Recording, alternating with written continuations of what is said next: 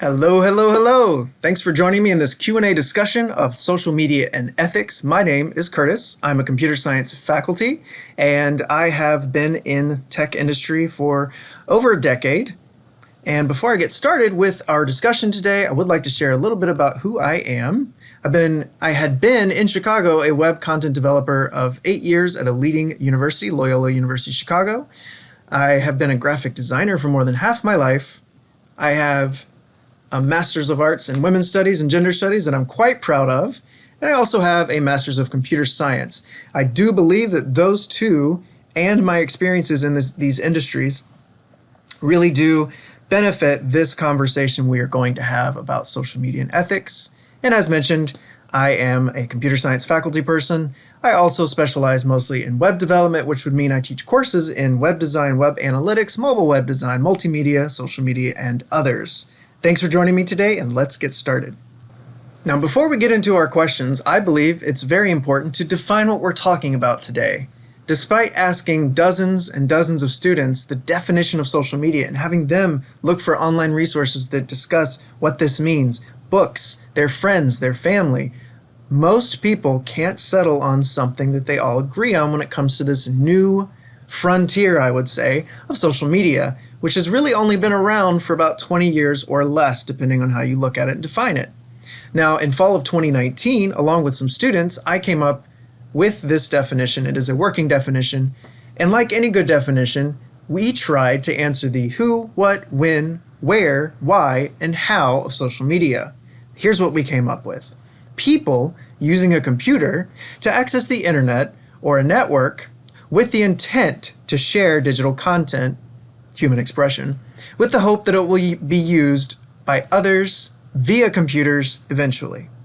One thing we found that was missing in a lot of definitions or understandings of social media was the medium, which would be computers, and the players, right? So the players are human, and what are they sharing? And when are they sharing? Well, they're sharing something digital, with the hope that one day it will be received by and or used by another human being. One thing we didn't settle on was, could I share something online or on the internet or a social media platform to be shared with myself later? So if I post a photo and no one's seen it and I see it in 10 years, is that social media? So this is a working definition, and I do urge you to think about what is your understanding of social media. Does it match up with this?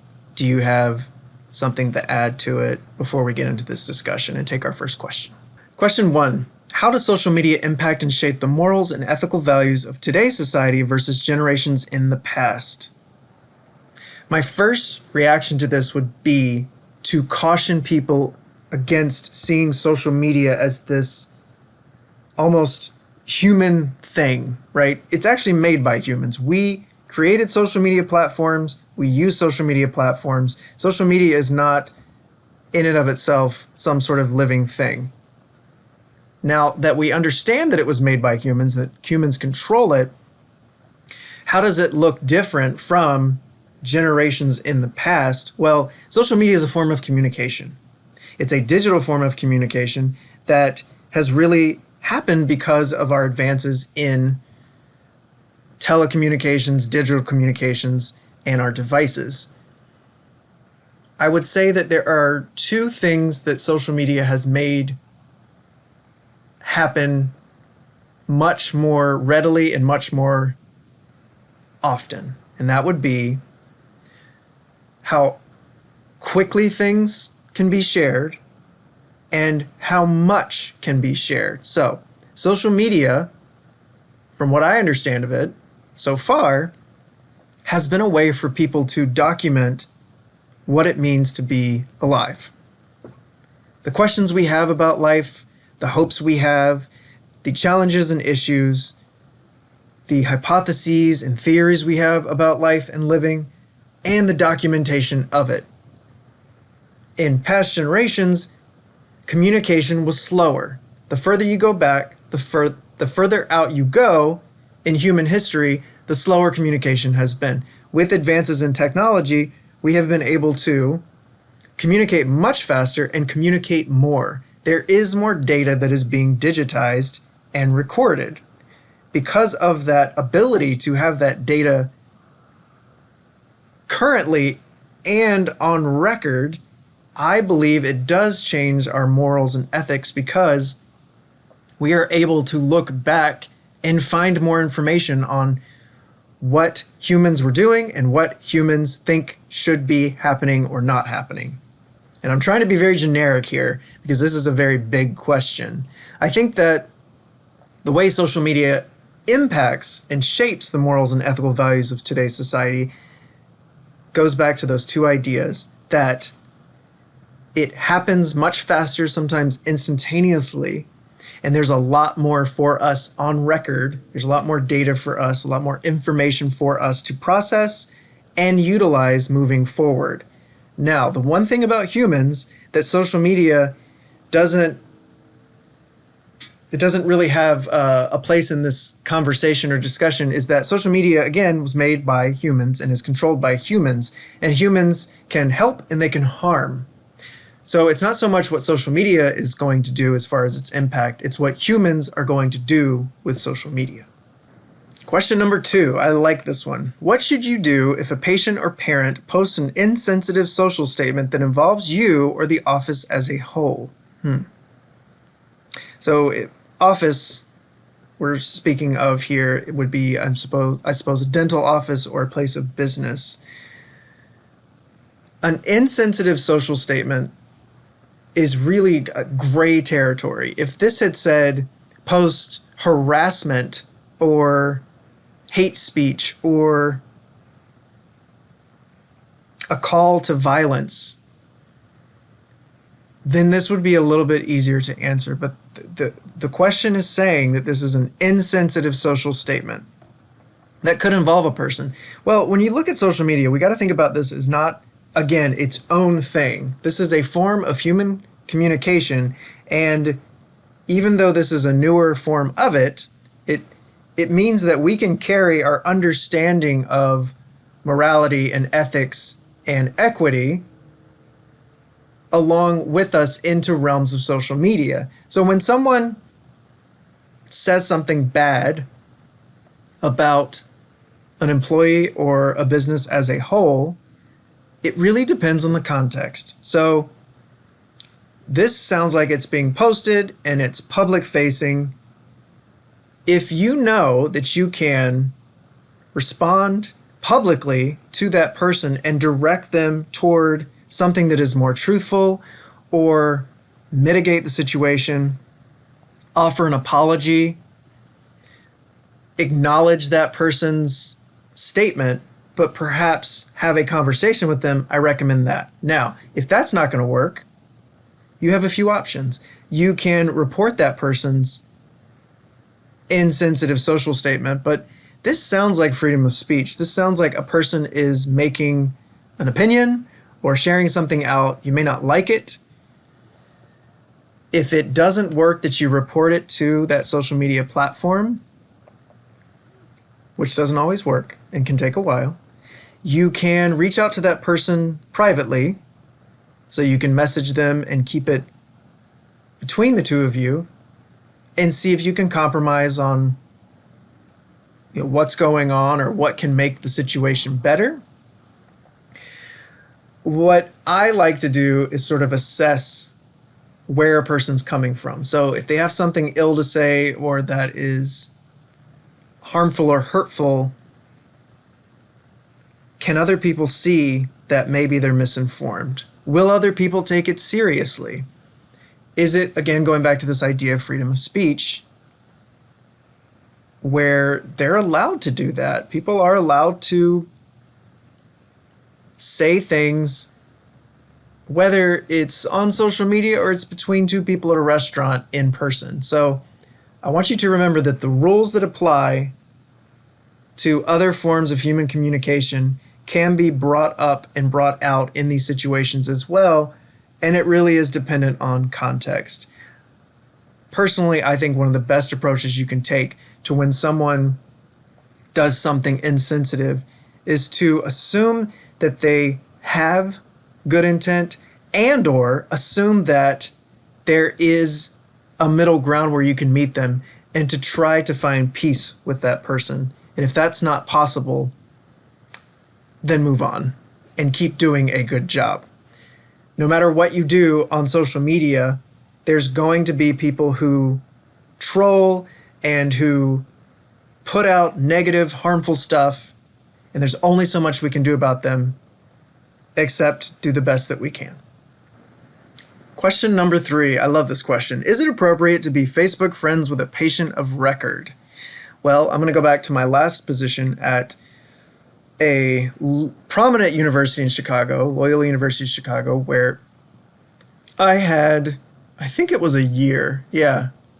I worked with students, I worked with faculty, I worked with staff, and I had been on Facebook since, oh gosh, I think 2004, 2005. So a long time.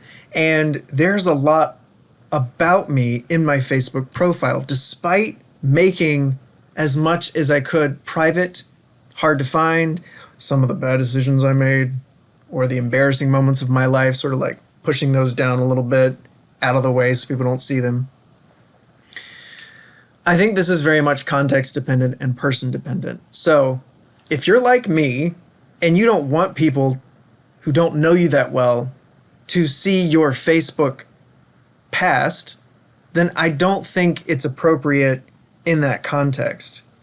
I do know some people who have social media profiles, and no matter how much you look for something that is a little bit gritty or real, it's like that person made that profile just to look shiny and amazing and a great employee or a great candidate for a job. So if you have a Facebook profile that is more personal and you're wondering if you should be friends with your coworkers, even your boss, your patients, whoever it may be, I would say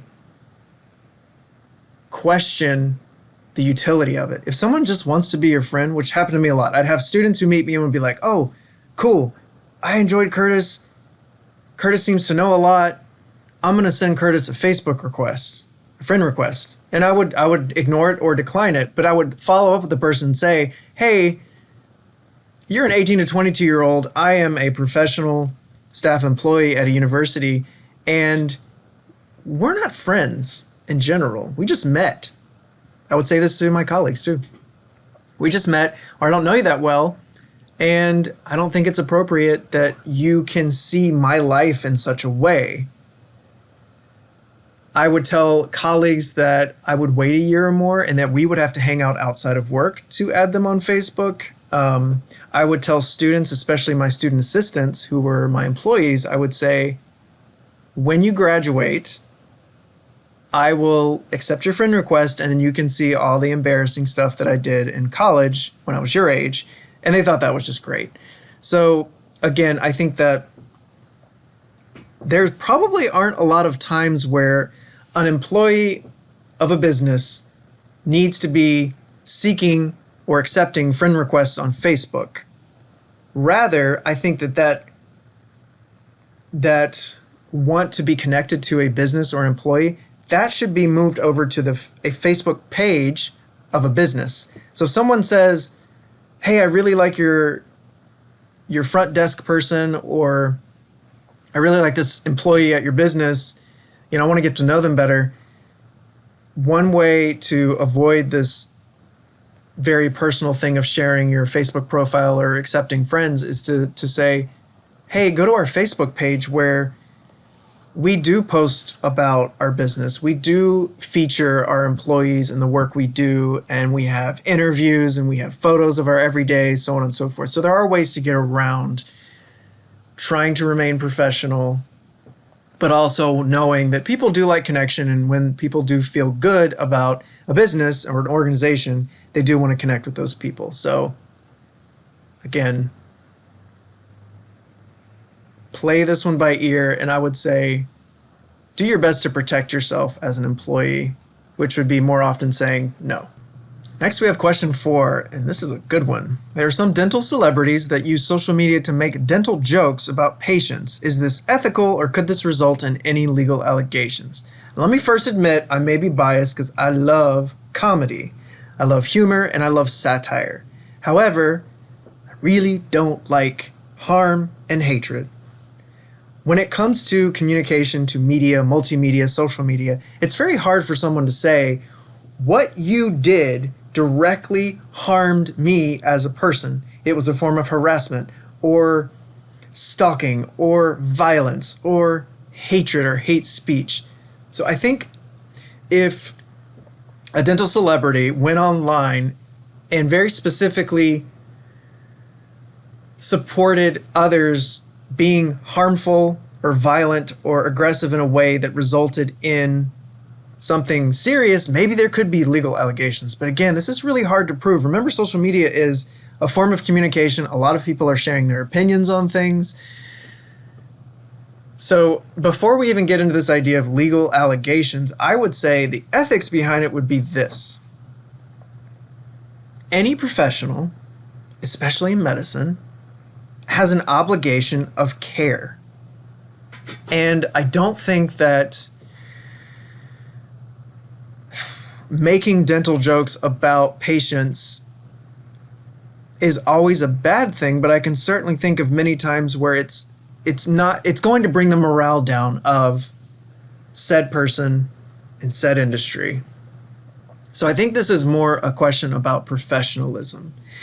Do I believe that humor and satire are great ways of easing tension and conflict and bringing up real issues? Yes. I think if a dental celebrity comes on social media and says, hey, let me tell you my top 10 pet peeves about being a dentist or working in the dental industry, and they do it in a way that doesn't promote or provoke violence or hatred or so on, it's more about a conversation or bringing up something funny or uncomfortable or strange, that's their decision. I think if they want to go down that route, they can. And I think there are professional ways of joking about everybody's job.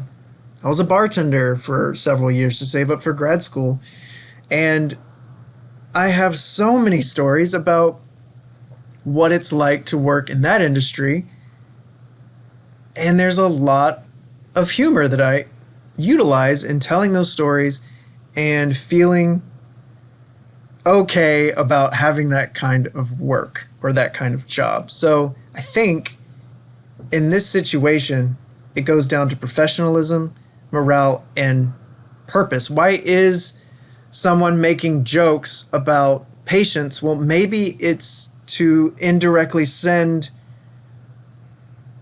communication to patients like, hey, you really ruined my day when you come in with garlic and onion breath. I don't know. I don't work in this industry, so I'm not sure exactly what this is referring to. I think that if someone is making dental jokes about patients and they say something about a specific patient by name, or they make fun of a whole group of people and it's not fair, or it's done out of malice, I think that that's when it becomes unethical. And as far as legal allegations, I think that would be really hard to prove unless it's very specific. So I hope I answered that question. That's kind of a tough one. A lot of gray area. Question number 5. Ooh, this is a good one. So when you figure the answer out to this one, you let me know. My email's at the end of this video. I'm just kidding. This is actually a really good question and a tough one. What positively appeals to the dental professional employers when they are looking at potential hires' social media pages? Well, I will say that they are looking for something and they're not looking for too much.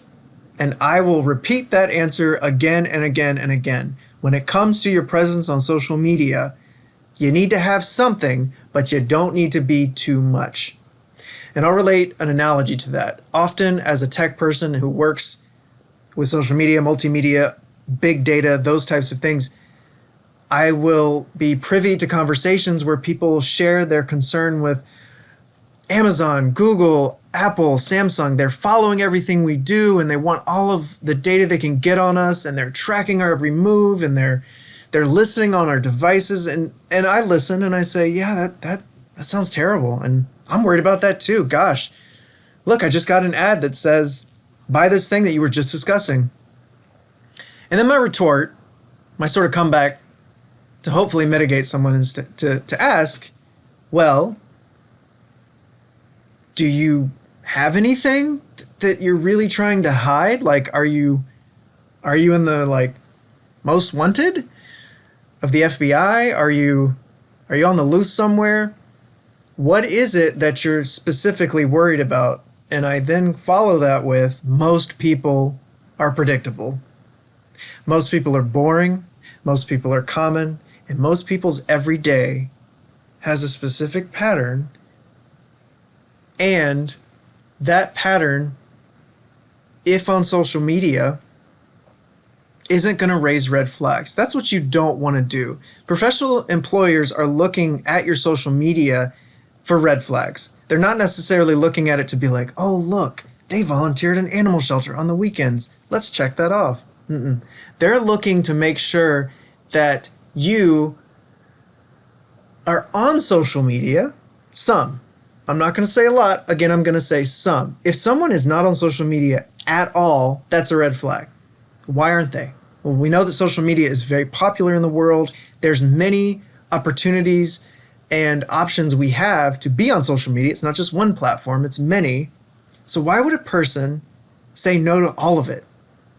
Well, saying no to all of social media might mean that that employee isn't willing to change with the times, to utilize or try new technology and new forms of communication, right? So on the flip side of that would be, if they go to social media and they find everything about you, all the good, the bad, the ugly, they might look at you and think, that's too much. Does this person not have a filter? Even if that person has a filter, would you want an employer of yours or one in the future to be able to look at your social media profiles and know things about you that maybe even your friends and family don't know? So hopefully that answers your question.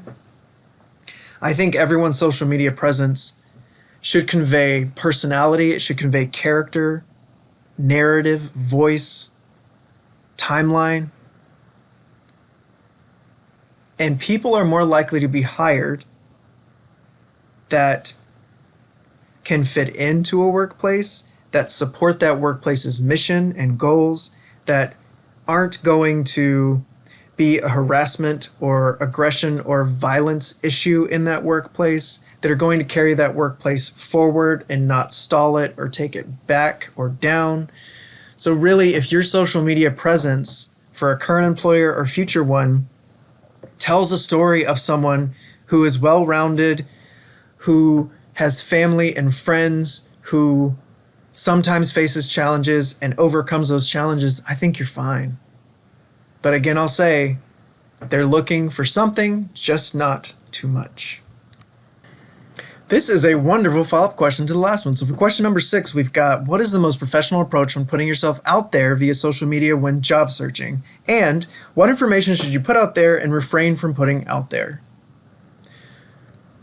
I have a lot of responses to this question. And again, I will say, social media is a platform, really several platforms, where you get to say, well, I'm going to choose this one, Instagram, for example, which mostly tells a story through images. Or I'm going to choose this one over here, which mostly tells a story through a certain number of characters. Or this one over here does something else. Or maybe I'm going to choose a mix of them.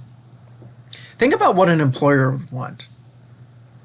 From the last question I said, your social media presence should exist and it shouldn't be too much. It's almost like when you meet someone new for the first time. You want them to have some interaction and connection with you, but you don't want to be all of a sudden their best friend within 10 minutes of meeting them and know everything about them. There is a beautiful middle ground when it comes to social media and your story. What story are you putting out there? What story are you telling? I'll tell you one thing that is one of my biggest pet peeves when it comes to a person's social media presence. It's that, where's your face? Where are you? It's amazing how many social media profiles I'll come across where it's almost like a person's hiding.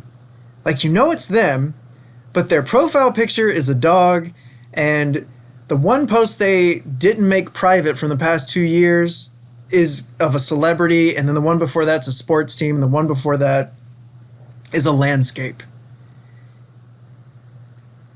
Your social media presence should not leave a person guessing and or leaning toward negativity. And what I mean by that is, it's not just when you're job searching that you should keep an eye on your social media presence.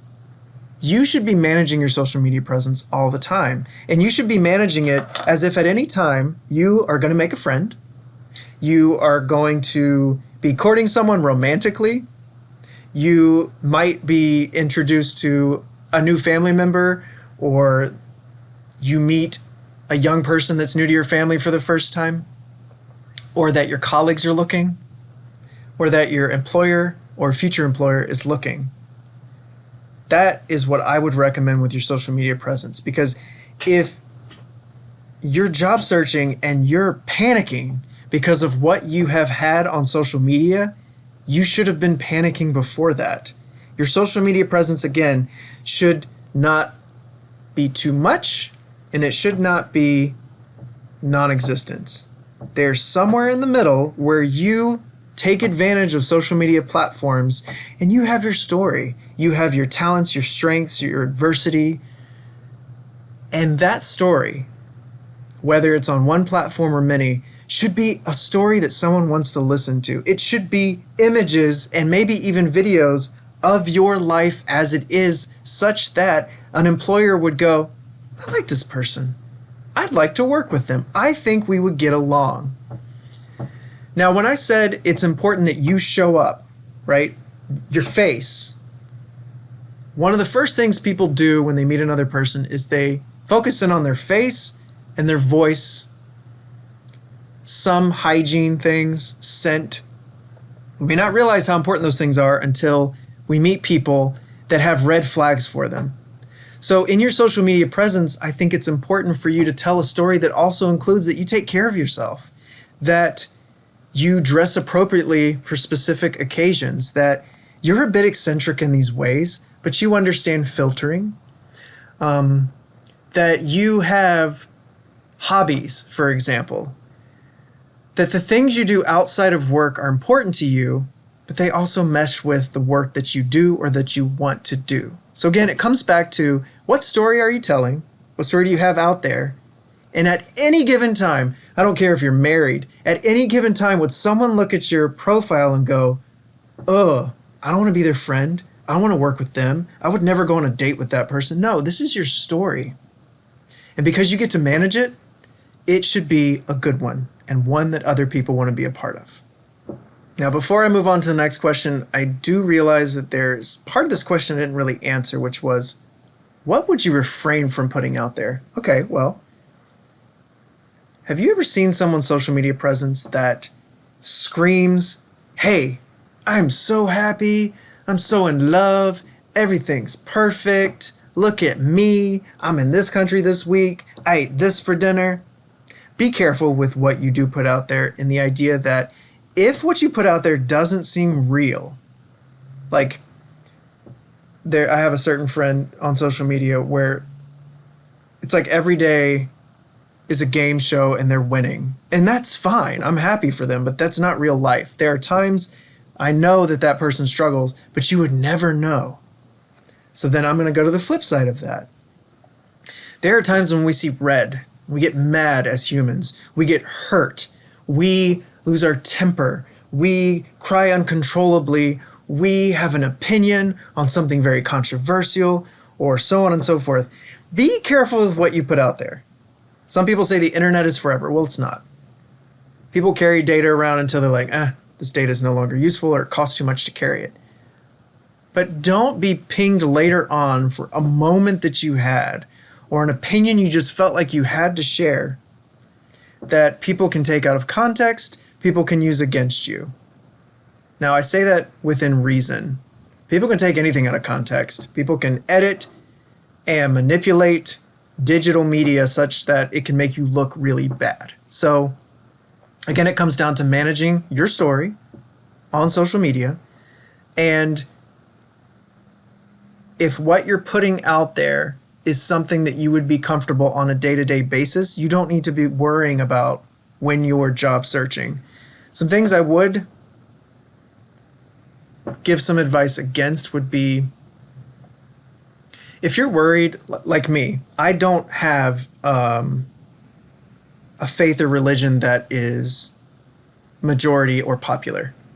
I don't have a gender identity or a sexual orientation that is safe in the world. I don't have certain things that carry a whole lot of privilege, and at the same time I have others that do carry privilege. I would say for the things that people can really attack you with, be they political, religious, identity-based, race-based, class-based, age-based, so on and so forth, this is when you can go into your settings of a social media platform and control what is public and what is private.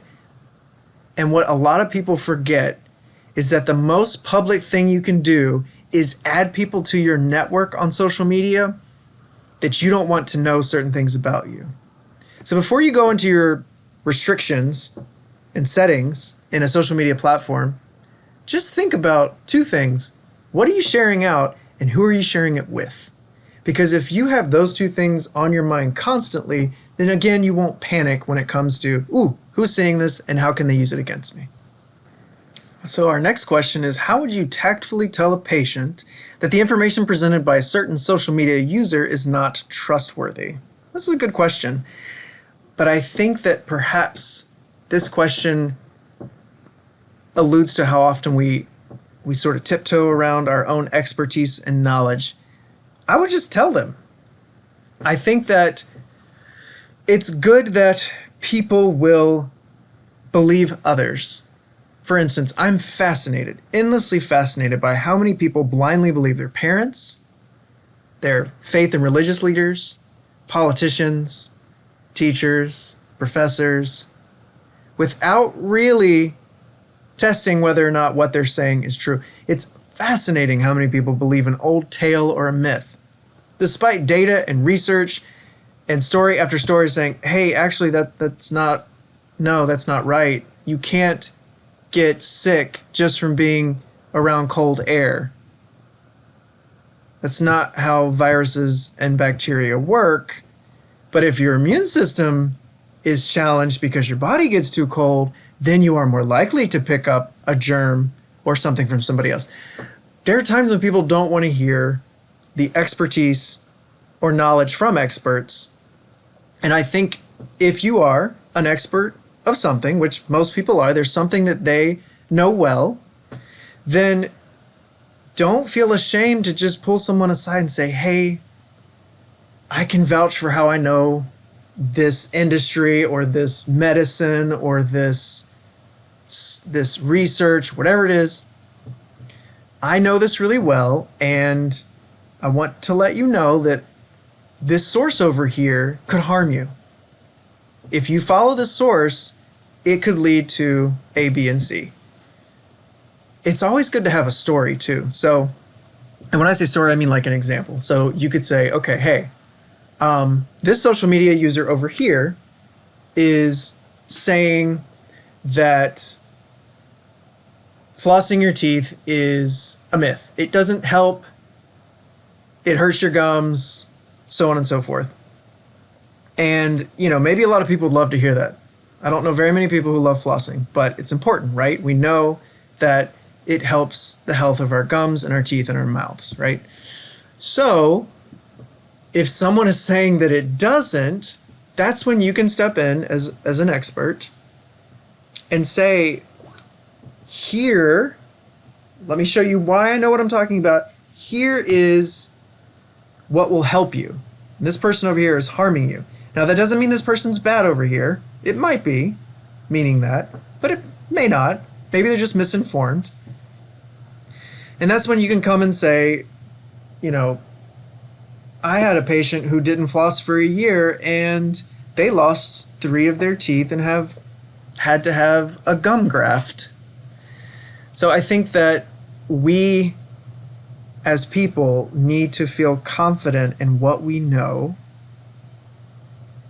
and the resources and data and stories to back it up. And it's upon us, it is our responsibility to make sure that other people can find those resources and stay informed and stay out of harm's way. So if you can create that trustworthiness with someone to say, you may not want to listen to that over there, but if you come over here and listen to this, I can show you that it helps, and that's the route to take. Hopefully that helps. Question number 8. How would you go about handling dishonest dental advertising regarding products and promotions that are being advertised on social media by your office? I would go work for someone else. If I understand this question correctly, it is saying you work for someone and they're advertising on social media or wherever is dishonest. That sounds like a huge problem for whatever business you or whatever employer you have. Now, I think before you consider working for someone else or going to another employer, I think it would be important to bring this to your supervisor and let your supervisor, who's probably paid more than you, handle it, or find someone at your job who's maybe been there a long time and who has a lot of leadership qualities and or is trusted by a lot of people and say, hey, you know, I'm looking out for this industry and our patients and our business as a whole. And I believe, you could say, I believe that this advertising that we have isn't really telling the truth correctly. It could sink our business. It could give us bad publicity. It could really hurt people. Have a case, present it to people that you know don't mean harm and are actually there to help others, and go from there. I have worked for places and for people that were dishonest, who were harmful, who were aggressive, who didn't really have ethics and morality when it came to others. And I kind of gave myself like a end date. Like, I'll stay here for the X amount of time until I can move on because I don't want to support this employer or this person or this business. I tell my students this all the time, especially being in the United States, the wealthiest country in the world. We have a lot of agency in getting to decide who we work for. And everyone has ethics and values and goals and hopes. Do your best to work for someone and or a business or org that lines up with a lot of your values and ethics. And you won't run into this. And if another business or person is antithetical to your values and ethics that you hold personally and of the employer you have or the business you work for, then you actually are working against them and their harm they may be causing because you are working for someone who is out there to do good. So I think that before you even get a job where this comes up, do your best not to work for dishonest people and dishonest organizations. Now I say that having worked for many in my own life, and I will share a little tidbit about what I've done in the past. And laugh all you want, yes, I'm a Scorpio, so here goes. At a job I had recently, a leader of over 100 staff was not a good person and was not a good leader, yet I was a part of their team to help them lead. And I had 2 options. I could try to change from within or leave. And I eventually left, but I will say that while I was in it, I did my damnness to make an impact where I could. And again, this goes back to agency. So if you do work for someone who is doing something dishonest, or like this question asks, has advertising that's dishonest, do your best to try to change from within. And when you hit a wall and you can't, or you have to look out for yourself, that's when you exit and you go find a different employer or place. Question number 9. This is a tough one. Whoever came up with this question, good job. What if we learn our patients abuse drugs or alcohol? What if we learn teens are smoking or engaging in other behaviors they deny or that their parents might not know about? Okay, well, I'm going to assume that this question is coming from a healthcare perspective, since you're dental students, and as healthcare workers, your charge is, your mission is to make sure that people are healthy and that people are making decisions that don't hurt them. However, I think that when a person seeks, let's say, dental work, whether it's the parent of someone or it is that person specifically, we need to know boundaries. We need to know when privacy should not be disrespected. And so what I mean by that is this. If we know someone is having a hard time with drugs, alcohol, food, the gym, all kinds of things. I don't think this is just about drugs and alcohol, because some are legal and some are not. And the reasons that they're legal or not, they're all over the place. So I think it's a really hard thing for you to take on intervention. And I say that on purpose. It's a great show. You should watch it. You'll learn a lot. I would say that if you know that a patient is seeking your help for whatever, let's say this is not about healthcare anymore. Let's say someone is seeking your help and there's a relationship there where they look to you for advice. They look to you for expertise, and you have their permission to give them that advice, to help them. Then by all means, you should, without shame, without degrading them, show them options, show them resources that in your presentation are about helping them. When it comes to a person's relationship with ibuprofen, caffeine, fast food, marijuana, cocaine, crystal meth, so many things that they can do, that's their journey and that's their path to have. If they invite you into that path and they want your help, by all means, go down that journey with them.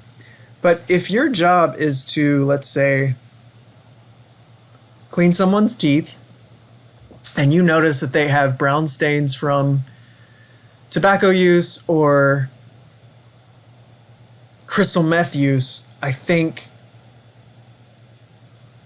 if you know that that person is open to criticism, then you can say, or open to advice, then you can say, hey, I've noticed that you are serious about your teeth health, your gum health, and there are certain things that you can do as a human that harm that health. And without specifically saying, like, you're smoking, you need to stop. You can say, hey, some people smoking is worth it, and they spend this extra time and money to prevent the effects of their smoking for their mouth health. I think if you present it as an option, then that's respectful. When it comes to teenagers, I have 14 nieces and nephews. Many of them are teenagers. I think it's important for teenagers to have secrets. I think it's important for teenagers to feel safe in their own journey of trying things out in life. Now, whether that's sex or drugs or dating or their friend group, I think that there's a whole lot of gray area, and we have to be very careful in not breaking a person, not shaming someone, not bringing a person down by taking away their ability to be forthright and to seek out help on their own terms. And so if a teenager's having issues with certain behaviors, if you truly believe that those behaviors could lead to something very serious and bad, then if it's within your purview of your relation to that teenager or their parents, then yes, you might very carefully bring it up. But if you're not their parent and there are things happening, I would go back to this idea of, unless it's egregious, unless it's really serious, know that by intervening in something that you are taking on responsibility and you will be accountable for your intervention with that person. And sometimes the interventions that we want to do, we have no right to do, especially when someone did not ask for it, and when we intervene, it does more harm than good. That's my take on it. Who asked this question? Yes, I'm so glad somebody asked this question. And yes, I did handpick these questions out of 50 or more.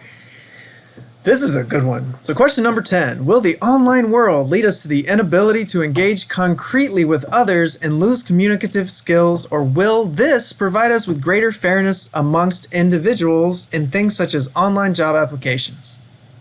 My answer, yes. No.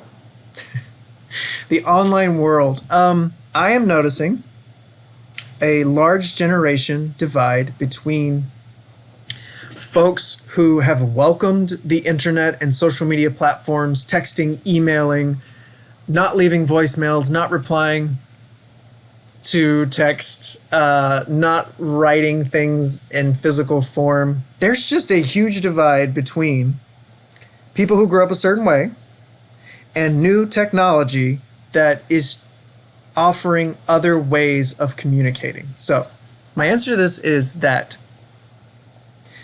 online communication is just as valid a form of communication as other types of communication. And the moment that you invalidate a person's preferred methods of communication is the moment that you allow yourself to be discriminatory and prejudiced. And I'll give you an example. I'm partially deaf. This ear doesn't work all that well. I joke that the right ear is the right ear and this one got left behind.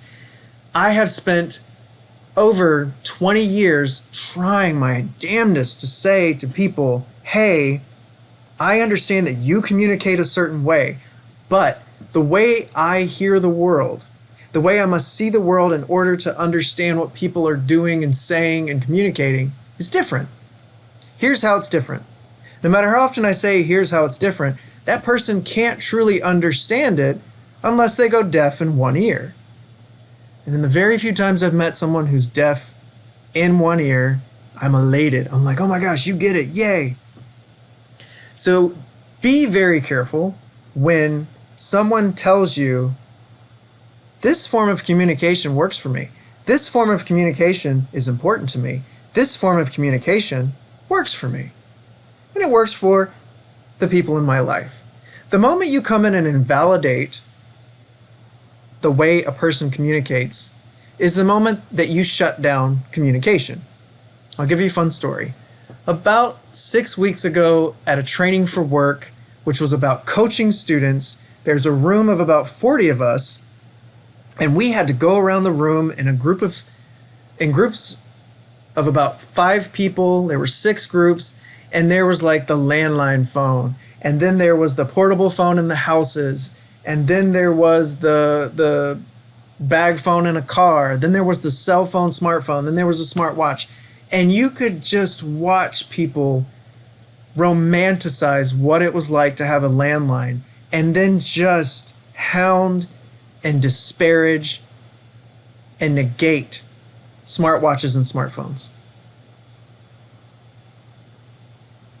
It was hard to listen to and watch because what was happening was people in their 30s to 60s were basically saying the way we grew up communicating is the way, and in this question it says, engage concretely with others. It's the way, it's the golden way. Yay, landline phones. And the new forms of communication are shit. If you fall into that, you are going to very quickly offend and disrespect people. So what I have to say is this. Engaging concretely really would mean person A is trying to convey something to, let's just say, one other person.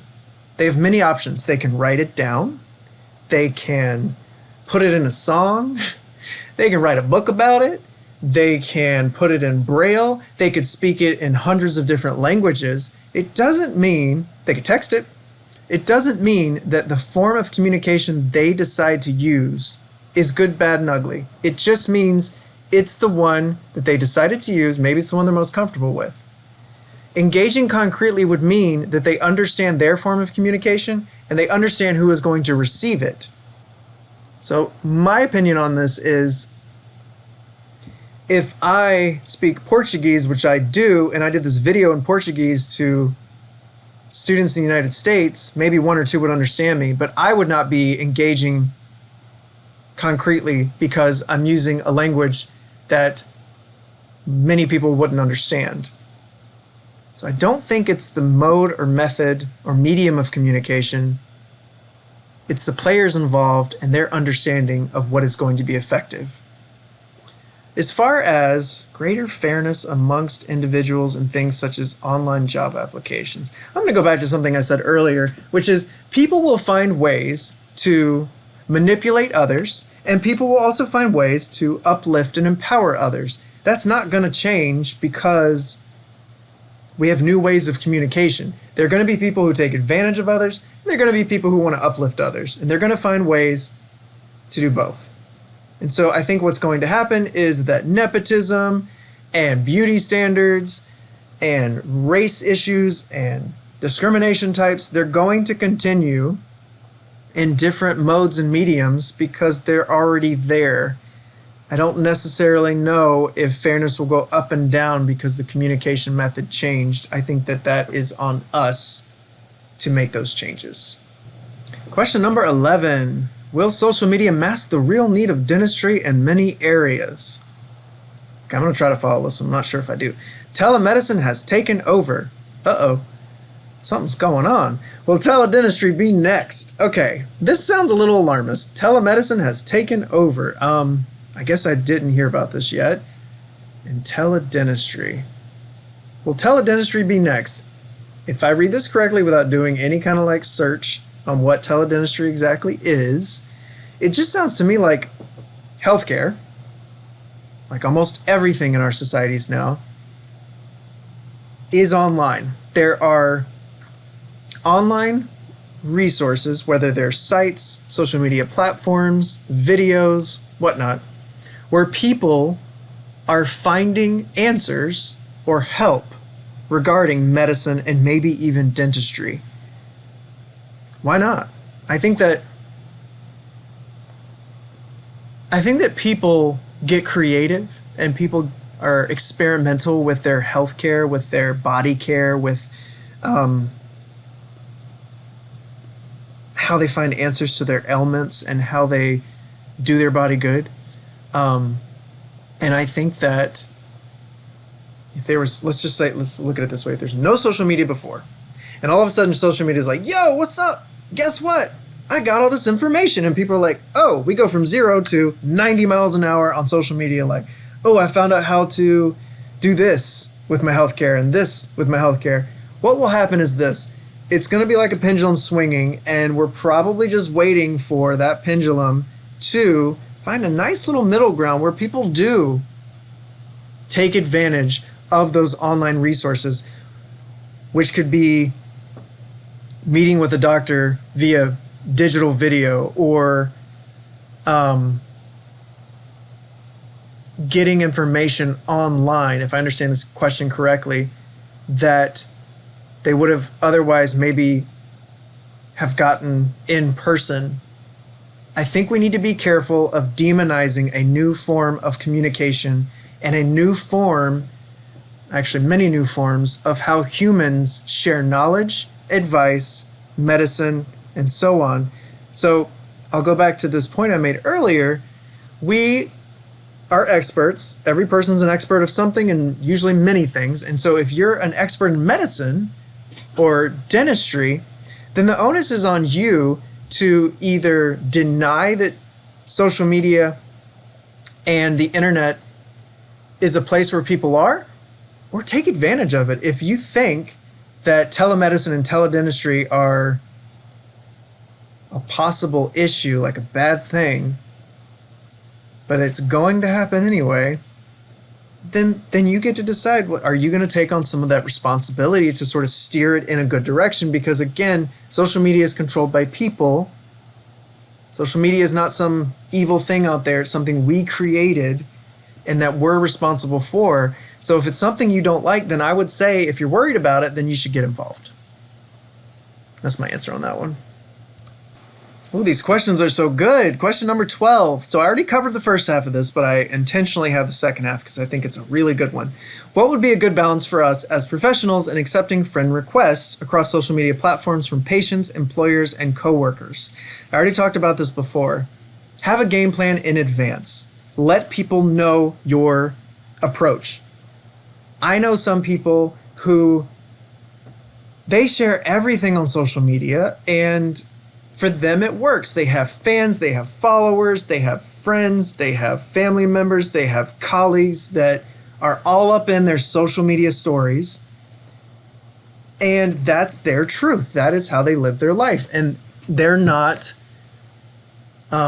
secretive about it. And I think that for every person on a planet, that's how many different approaches we have to what it's like to be a professional on social media. I do love coming back to this point, friend requests. I am endlessly amused by how often I will meet someone. This used to happen more often. But I will meet someone and within a day or two, I barely know this person. Within a day or two, I get a friend request. And immediately I'm like, whoa, you're not my friend? That takes a while for me. I'm not like an Insta friend.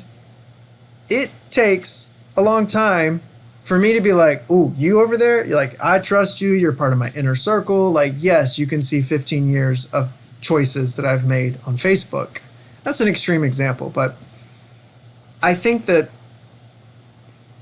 it is good to be a little more cautious as professionals when it comes to letting people into our stories on social media platforms. And again, because what we share out to the internet can be forever, at least seem like forever, it's important that we guard our privacy and our personhood and really only share it with the people that we trust and the people that build us up and empower us. So there's the answer to the first part. The second one, what about having two separate accounts, one professional and another personal? No. I want you to think about why I'm saying no to this. I'll tell you why. You look duplicitous. If you have a personal account and a professional account, what you're telling people is that they belong in one or the other. And when you put them in the professional one, they're either not good enough to be in the personal one, there's stuff you want to hide from them in the personal one, you lead two different lives. It's just not a good path to go down for you to so openly direct people. I have very rarely seen it go well for people to have a personal and professional. So here's another way to look at it. Your personal social media profile is more likely going to be Instagram, Twitter, or Facebook. Your professional one should be LinkedIn. If someone is a professional contact in your life, let's say a coworker, an employer, or a patient, and they want to be your friend or they want to connect with you, you could be like me and joke and be like, well, we're not friends yet. Here's how you become my friend. It's not just from sending me a request. But more than likely, if it is happening in a professional setting, then you can steer them into the professional setting of LinkedIn, which is about professionalism and business. It's not about your personal life or your privacy. When it comes to your personal life or privacy, this is where you come into your settings and who you invite in. So if you have personal social media accounts and there are things you share that you don't want certain people to see, that is when you are selective about who gets into those accounts. So what you can do is go into the settings, go into your settings and say, I'm not viewable. On Facebook, you can go in and you can set your settings to say, hey, they can't even find me. Now that will lead sometimes to people being like, hey, are you on Facebook? And you have a few options. You can say, yes, but it's private until a certain level is reached. You could say no, you could lie to them. You could also sort of dodge the question and point them to a social media profile that does cater to how they want to connect with you. I'll give you an example. Actually, I can pull it up on my phone. I love really cool shirts, like dress shirts and dress shoes, and I didn't want to have, at my last job, I was known for it. I didn't want all these students and staff to know like all of my personal life via Facebook, but I did enjoy every day going to work and dressing up and being creative. And so what I did was I created an Instagram account that was specifically for that. It was a professional Instagram account about my shoes and my outfits. And so there it is. It's just like, that's all it is. I'm controlling my narrative with that. I've got just different shoes, different day, different outfit for work. So I think that it's important that this isn't a cut and dry black and white issue where you're like, I've got this social media account that's fully personal and private, and that's it. I think that we are allowed to have multiple social media accounts where we can direct people into places that make sense for what they're interested in having, for what kind of connection they want with us. The last question, number 13. I intentionally have this as the last question for this Q&A discussion. As dental professionals, what are some tips to help us intervene when necessary for unethical behavior online? And how do we know when to stay out of something we deem unethical versus taking a stand on a matter? I have many responses to this question, and I think it is a fantastic question for anyone. So if we take a step back from this idea of being dental professionals, and we go back to what I said earlier about being mindful of who we are, our reach in the world, the impact we can have, the connections we have to others, our abilities, our capabilities, our expertise, our knowledge base. If we can fully understand or do our best to understand who we are and where we are in the world, then we have a much better likelihood that we understand the repercussions of an intervention. So I say that with this caveat. We probably should be intervening when unethical things are happening. Our gut should be to say, hey, that ish isn't good. What can I do to help protect someone and or mitigate or reduce harm, hurt, and violence somewhere, somehow? That is something that I think is sort of like a baseline, okay? This idea of taking a stand on a matter, I think it is best that where we are in the world, the people that know us, the people that work with us, the people that look up to us, they know that we carry certain ethics, that we have certain morals, and that we serve as statements of those ethics and morals wherever we are and wherever we go. But as far as intervening when something is happening, that is when we take our mindfulness of a situation and ask, is the outcome most likely going to be positive if I intervene? Is it going to be positive? Is there going to be an outcome, or will it be negative? If the answer to that is that it most likely will be positive, then yes, you might want to try to intervene. However, there's another question I think is important to ask in this situation when you're wondering, should you intervene? Is there someone else that might be better than you at intervening, and can you involve them? Now, could it be you and that other person or that other organization that are tackling something unethical, or can you pass it off? I'll give you a fun example. My last job, my boss of 8 years had been a lawyer in part of his life. And there were so many times where I just go, you know what? This is so above me. Like, I know I should take a stand and I know I should intervene, but Jack, he understands law way more than I do. So I'm going to go to Jack if I know that this is something that he feels strongly about or feels like he can also take on. And I'm going to share with him that I think that this is unethical, and wonder if he or the two of us, or even me or I, can do something about this. So I think it's really important, if you do want to intervene, that you really explore all the options available and you consider all the different outcomes and really ask yourself, are there others that should be involved, or are there others that would do better with an intervention with something unethical? And the one last thing I will say when it comes to social media is our presence is important. It's not just our presence in person, where we are in the workplace, our family, our friend group, whatever it is. Our presence online is a statement often.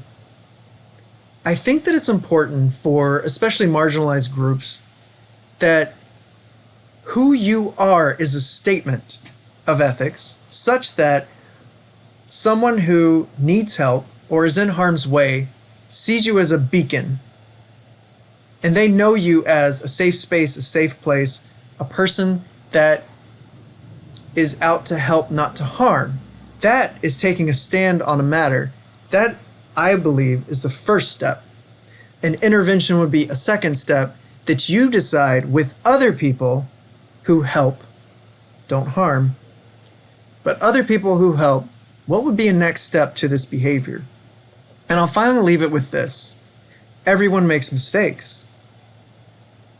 It, in my opinion, is best not to demonize a person, not to shame a person or knock someone so far down that you take away their personhood and their ability to live life and to give back to our human community and our human systems. I think it's important that when people do something unethical or questionable, that we try not to make an example out of a person such that it ruins that person completely. So that is my answer to this question. And again, it's a really good one with a lot of gray. We made it. Here we are at the end of this discussion, this Q&A. Thank you so much for the questions you submitted. They're really good. Some are really tough, but they're the kind that I'm going to be thinking about for a long time to come. And I'm very likely going to include in further pedagogy and discussion on social media and ethics. Here's my email if you want to reach out. If there's something that you want to know more about, I encourage you to post in the comments section of this YouTube video. I'll do my best to respond. You can reach out to me via email if you want to keep it private. And then just leave you with this. Some of the courses that I teach currently are in web design, analytics, and mobile web design, social media, multimedia, Adobe products, and tech fundamentals. Obviously, I love this stuff. If you like it a little or you want to get more involved, some of these courses are fantastic and are offered often. And thanks again for tuning in.